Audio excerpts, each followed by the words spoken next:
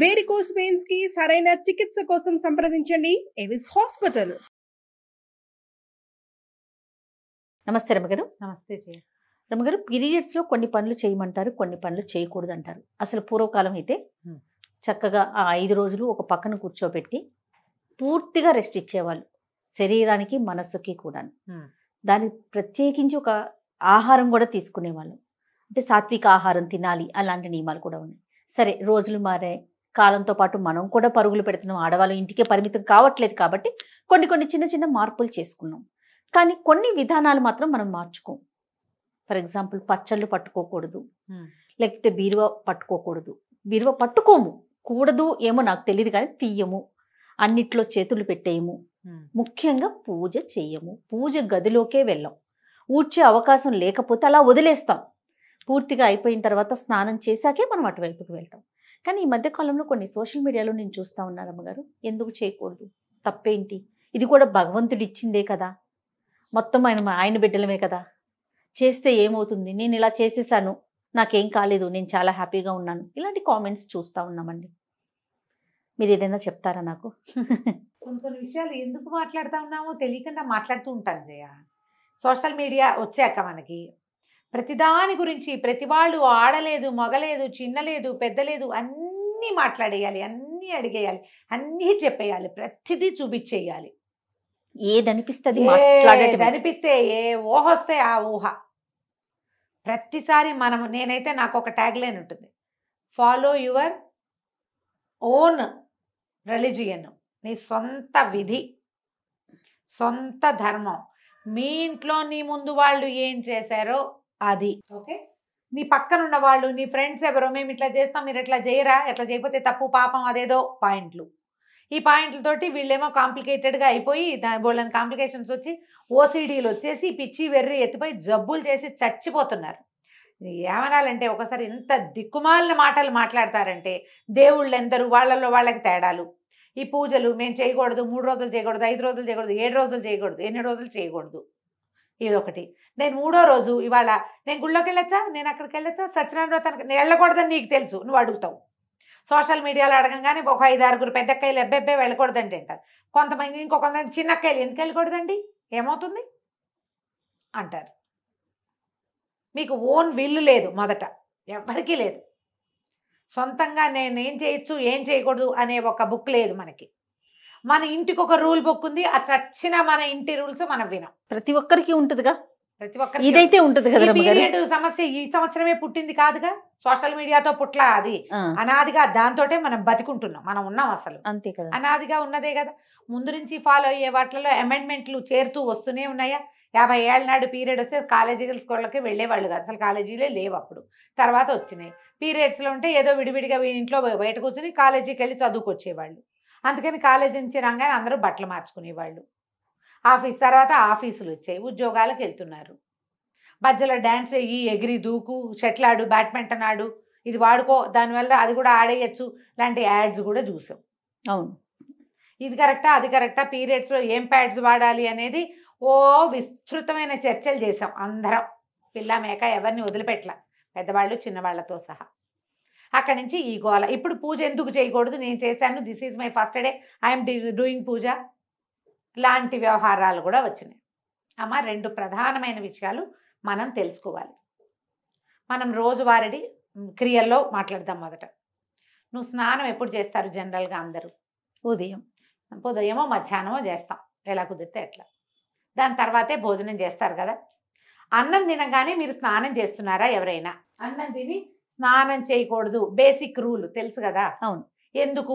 దానికి ఒక క్వశ్చన్ ఉందిగా, సైన్స్ ఏమిటి? అన్నం తిన్నాక మనం పొట్టలోకి ఇంత ఆహారం పడేస్తే శరీరంలో ఉన్న రక్తం అంతా వెళ్ళి ఆ పొట్ట మెషిన్ మీద పనిచేస్తుంది. అవును, ఇలాంటప్పుడు నువ్వు నీళ్లు పోసి ఆ మెషిన్, వేడెక్కి ఉన్న మెషిన్ మీద పెన మీద నీళ్లు చల్లినట్టుగా నువ్వు నీళ్లు పోస్తే డైజెషన్ ప్రోగ్రామ్ ఆగిపోయి జబ్బు చేస్తుంది. ఇది అందరు ఒప్పుకుంటారు కదా, బేసిక్ రూల్. పిల్లలకి కడుపు నిండా పాలు ఇచ్చి లేదా బాగా చక్కగా సెర్లాక్ తినిపించి నీళ్లు పోతే కక్కేస్తారు, తెలుసు కదా అందరికి. అవునండి కదా. ఇప్పుడు పీరియడ్ టైం అందరికీ రాదు, కొంత మగవాళ్ళకి అస్సలు 0, ఓన్లీ ఆడవాళ్ళకి. 10 ఏళ్ళు దాటిన తర్వాత 50 ఏళ్ళకి 55 ఏళ్ళకి దగ్గరలో ఈ మొత్తం పీరియడ్ అంతా ప్రతి నెల ఈ ఋతు అవస్థ ప్రతి ఆడవాళ్ళకి వస్తుంది. ఋతుస్రావం అత్యంత సహజమైన క్రియ, స్త్రీ శరీరంతో చేయబడుతుంది. అది నెలంతా మీ శరీరం ఏం చేస్తుంది, ఒక 20 రోజుల పాటు పనిచేసి స్త్రీల లోపల గర్భధారణకి అనువుగా ఒక బ్యాగ్ని ఏర్పరుస్తుంది. అవును, దాని పని అది చేసుకుంటూ ఉంటుంది దాని సిస్టమ్ ప్రకారం. ఎప్పుడైతే గర్భధారణ సమయం దాటిందో, ఎప్పుడైతే ఓవ్యులేషన్ పీరియడ్ దాటిపోయింది, అక్కడ ఏమి ఓవ్యులేట్ అవ్వలేదు, ఏం అవ్వలేదు, గర్భావస్థ రాలేదు, తర్వాత ఏమవుతుంది, షెడ్ అయిపోయి దాని అంతట అది ఊడిపోయి దాని ఏ ముచుకకి అది పట్టుకుని ఉన్నదో ఆ బ్యాగ్ అది వదిలేస్తుంది. అది స్లోగా బయటకు వచ్చేస్తుంది, డిశ్చార్జ్ అయిపోతుంది. డిశ్చార్జ్ అయ్యి సహజంగా అత్యంత సహజమైన క్రియ. దీని గురించి వెగటుగా మాట్లాడడానికి వీల్లేదు, ఎందుకంటే నీ బతుకు దాని మీద ఉంది, మనుషుల పుట్టుక దాని మీదే ఉంది, దాన్ని గౌరవించి తీరాలి. ఈ షెడ్ చేసే టైంలో శరీరం లోపల ఎక్కడో ఉన్నది, అది ఒక మార్గం ద్వారా నిదానంగా అది బయటకు వచ్చేటప్పుడు శరీరంలో ఉన్న క్రియలన్నీ స్లో అయ్యి ఈ క్రియకి దోహదం చేస్తాయి. సైన్స్ డాక్టర్లు కూడా చెప్తారు కదమ్మా, ఏ డాక్టర్ గైనకాలజిస్ట్ అయినా చెప్పేదేగా. పీరియడ్స్లో రెస్ట్ ఇవ్వండి అని చెప్పే డాక్టర్లు లేరా? ఉన్నారు, 100% ఉన్నారు. అవసరమైతే చేయండి అమ్మా, అవసరం లేకుండా మీరు సీనియర్ గైనకాలజిస్టులు 100 మంది ఇంటర్వ్యూలు చూస్తాను చేయ నేను. అవునండి, గైనకాలజిస్ట్ అనగానే ముందు అదే వింటాను నేను మిగిలిన మానేస్తా. పీరియడ్ టైంలో సాత్వికంగా తినండి, గైనకాలజిస్ట్ చెప్పకర్లా, మన ఇంట్లో ఉన్న ముస్సిలి మా అమ్మ కూడా చెప్తుంది. అవును, హాయిగా లైట్ ఫుడ్ తినండి, రెస్ట్ తీసుకోండి, ఓ పక్కన ఉంచండి. కొంతకాలము దీని మీద అవగాహన లేక వీళ్ళని స్నానాలు చేయనివ్వకుండా ఒక మురికి చీకటి కొట్లలో వాళ్ళని చూస్తేనే పాపం అన్నట్టుగా జరిగింది. నేను కాదని అన్నం, ఒక రకమైన అవగాహన లోపమే కానీ అసలు క్రియ మాత్రం చేశారు, వీళ్ళకి రెస్ట్ మాత్రం ఇచ్చేవాళ్ళు. అవును, దీనికి ప్రధానంగా కావాల్సింది రెస్ట్. అది జరిగింది, అదైతే జరిగేది. వాళ్ళని ఇంటి పనులలోకి రానివ్వకుండా ఓ పక్కన వచ్చారు, చూస్తేనే పాపం అన్నట్టుగా ప్రవర్తించిన వాళ్ళు కూడా కొంతమంది ఉన్నారు. వాళ్ళకి అవగాహన లేక, అది ఎక్కడ పర్సెంటేజ్ తక్కువ కదండి, చాలా తక్కువ. ఆ ఒకటి హైలైట్ చేసి మాట్లాడకండి దయచేసి, మీరెవ్వరూ ఆ పరిస్థితుల్లోకి వెళ్ళాల. ఇప్పుడు సమాజంలో ఉన్న వాళ్ళు ఎవరు దాన్ని చూసిన వాళ్ళు చాలా 10% కూడా లేదు. అవునండి, ఇప్పుడు మాట్లాడే వాళ్ళు ఎవరికి దాని గురించి తెలియదమ్మా. అక్కర్లేని మాటలు అవన్నీ పక్కకుంటే సరిపోతుంది. అయినా ఇప్పుడు ఇది డిశ్చార్జ్ అయిపోతుంది నిదానంగా. అప్పుడు నువ్వు తిండికి ఎక్కువ అవి ఇవి తినేసి వృక్ష పదార్థాలు తిని పొట్టకి పని కల్పించద్దు. నీ గర్భంలో పొట్టలో వేరే క్రియ జరుగుతోంది, దాన్ని స్లోగా జరగనివ్వు, జరిగిపోతుంది దాని దారినది. అయిపోయాక 4 రోజులు అయితే జనరల్గా పాత రోజుల్లో 3 days ఫుల్ బ్లీడింగ్ అయ్యేది, ఇది లెక్క. 4వ రోజు స్వల్పంగా ఉండేది. 5వ రోజున మార్నింగ్ 5వసారి స్నానం చేస్తే 5th day మార్నింగ్ మీరు తల స్నానం చేస్తే మీరు పూజ చేసుకోవచ్చు, ఇది చేసుకోవచ్చు, అన్నీ చేసుకోవచ్చు అనే విధి ఎప్పుడు ఉండేదంటే, అప్పట్లో ఆడవాళ్ళు వంగి లేచి కూర్చుని నీళ్లు పట్టుకుని నీళ్లు తెచ్చుకుని కూర్చుని గొంతు కూర్చుని వంట చేసి బావిలోంచి నీళ్లు తోడుకుని చల్లటి నీళ్ళ స్నానం చేసి వాకిళ్ళూడ్చి బియ్యం దంచి ఇన్ని పనులు చేసేటప్పుడు ఈ 4 days ఖచ్చితంగా ఉండేది. నాకు కూడా తెలుసు, నా సొంతంగా కూడా. ఎప్పుడైతే మనం ఈ సుఖాలు అలవాటు పడే బాత్రూమ్కి వెళ్ళడానికి నడవము, మనము కింద కూర్చొని ఏ పని చేయము, ఏమి దంచము, తొడము, కడగము, ఊడము, చెరగము, ఏ పనులు లేవు. ఇప్పుడు పీరియడ్స్ పైకి కిందకి సహజంగా అయిపోతున్నాయి అందరికీ కూడా. ఇప్పటికీ కూడా 4th dayకి బ్లీడింగ్ పూర్తిగా ఆగిపోయే వాళ్ళు 50% ఉన్నారా లేదా? ఉంటారు ఖచ్చితంగా. అందుకే ప్రెగ్నెన్సీలు, నార్మల్ ప్రెగ్నెన్సీలు చాలా ఉన్నాయి కదా, ఉన్నాయి కదా. నార్మల్ ప్రెగ్నెన్సీ ఎవరికి వస్తుంది? పీరియడ్స్లో ఫ్లక్చుయేషన్స్ లేని వాళ్ళకి నార్మల్గా ప్రెగ్నెన్సీలు వచ్చేస్తాయి. ఏదో ఫ్లక్చుయేషన్ ఇబ్బంది ఉందంటే మీరు పని చేయకపోవటం వల్లే అని నేను అన్ను, రకరకాల ఎలిమెంట్స్ అయ్యి ఉంటాయి. అయినా ఇప్పుడు ఈ క్రియలో ఇది సహజమైనది, మీకు అందరికీ తెలుసు, నేను మళ్ళీ చెప్పాను. వేరే పూజ దగ్గరికి వద్దాం. వాట్ ఈజ్ పూజ? ఏంటమ్మా పూజ? భగవంతుడు నువ్వు 2 పూలు తెచ్చి ఊరికే ఇక్కడ పడేసి అలంకారం చేసుకోవటం కాదు. నీ పూజ చేస్తే మన శరీరంలో ఉన్నటువంటి బ్లడ్ పైకి వెళ్తుంది, చక్రాస్లో ఉన్న ఎనర్జీ పైనున్న సహస్రారంలో ఉన్నటువంటి శక్తిని చూడ్డానికి పైకి వెళ్తుంది. అది మనకి ఇప్పుడు పీరియడ్లో శక్తి అంతా ఎక్కడికి వెళ్తోంది? తిరోగమనంలో ఉంది, కిందకి వెళ్తోంది. ఈ కిందకెళ్ళే శక్తిని నువ్వు పట్టిలాగి పైకి తీసుకెళ్తానంటాం, ఏంటి గొప్ప అది?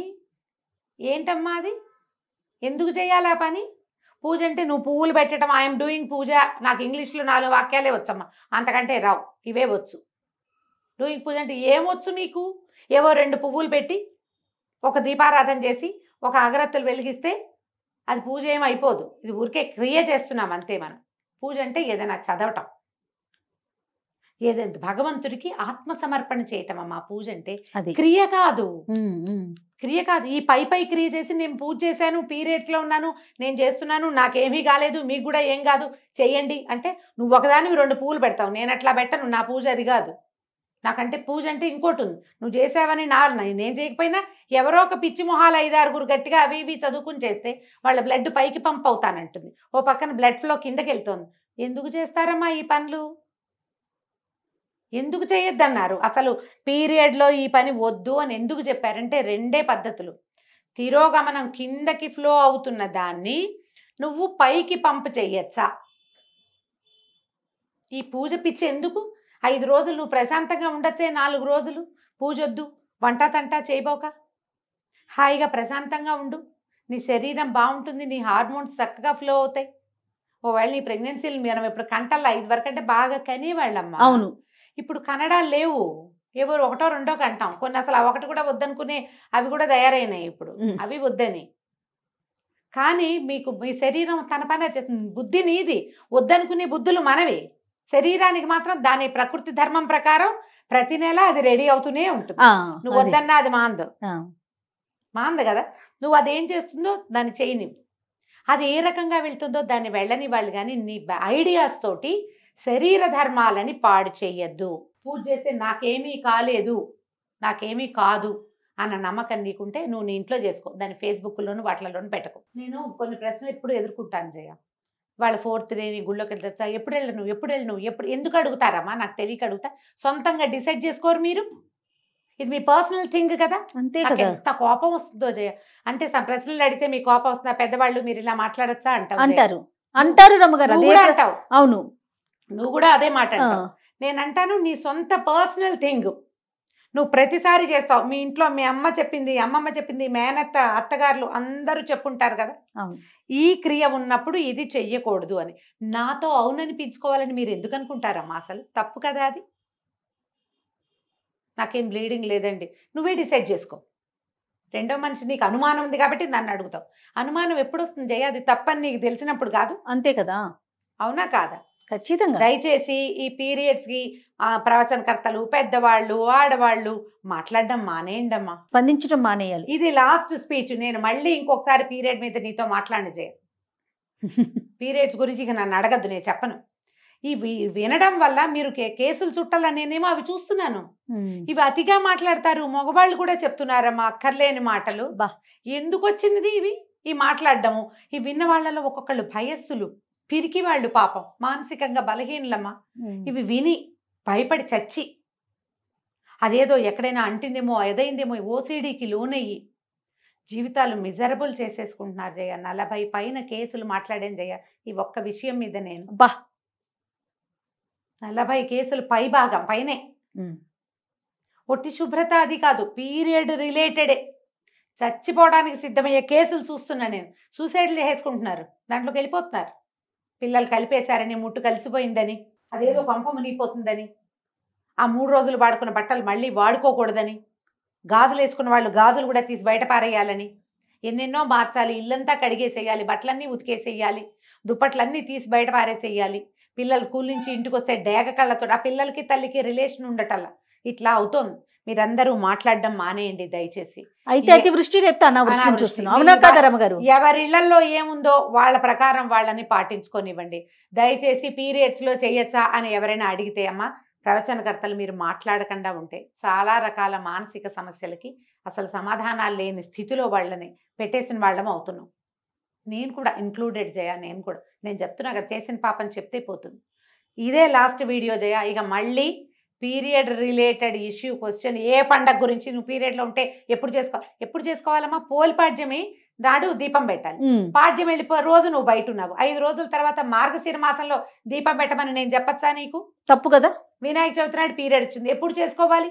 ఏమి ఒక సంవత్సరం మానేసి వచ్చే సంవత్సరం చేసుకోకూడదమ్మా. కాదు రమ్మగారు, వినాయక చవితి పూజ దగ్గర నుంచి దసరా నవరాత్రుల దగ్గర నుంచి ప్రతి దానికి ఈ ప్రశ్నే చూస్తూ ఉంటాం అయినా మనం. కార్తీక మాసం, అది కూడా కార్తీక మాసం 5 రోజులు దీపాలు, పీరియడ్ వచ్చింది మా ఇంట్లో దీపం ఎలా ఏమవుతుంది కొంప మునక?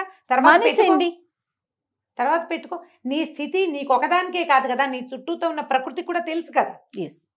పిల్లలుంటే పెట్టించండి, లేకపోతే మానేయండి. కేవలం కామెంట్లలో ప్రశ్నలు మీ దాకా తీసుకొస్తున్నారు అమ్మగారు, కానీ మీరు పర్సనల్ గా కూడా ఎన్నో ప్రశ్నలు ఎదుర్కోవాల్సి వస్తుంది, మాట్లాడాల్సి వస్తుంది. ఈ 5 రోజులు పెట్టుకోలేనమ్మా, ఇప్పుడు ఏం చేయనమ్మా, ఆ తర్వాత పెట్టుకోండి అమ్మా అని చెప్తా. ఇదే ఆన్సర్.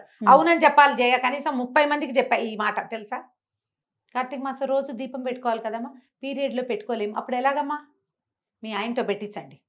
మొగుడు ఒప్పుకోకపోతే కొట్టుకు చేస్తారా మీ ఇద్దరు ఈ విషయం మీద? వదిలేయండి. ఈ పీరియడ్ ఇంత గోల్ చేస్తోందమ్మా, సహజమైన క్రియని ఎంత కాంప్లికేటెడ్ చేసేసుకుంటారు. చిన్న పిల్లల ముందు, పెద్దవాళ్ళు మీరు అన్నట్లుగా అందరి ముందు మాట్లాడేయాల్సిన పరిస్థితి వచ్చేస్తుంది. అంటే అదేదో దాచేది కాదు, కానీ మాట్లాడుకోవాల్సిన అవసరం కూడా లేదు కదా. లేదు, మీ ఓన్ సిస్టమ్ ని ఫాలో అవ్వండి. కానీ స్ట్రిక్ట్ గా చెప్తున్నా నేను, పీరియడ్స్ సమయంలో చాలా అత్యవసరమైతే కానీ మీరు ప్రయాణాలు చేయొద్దు.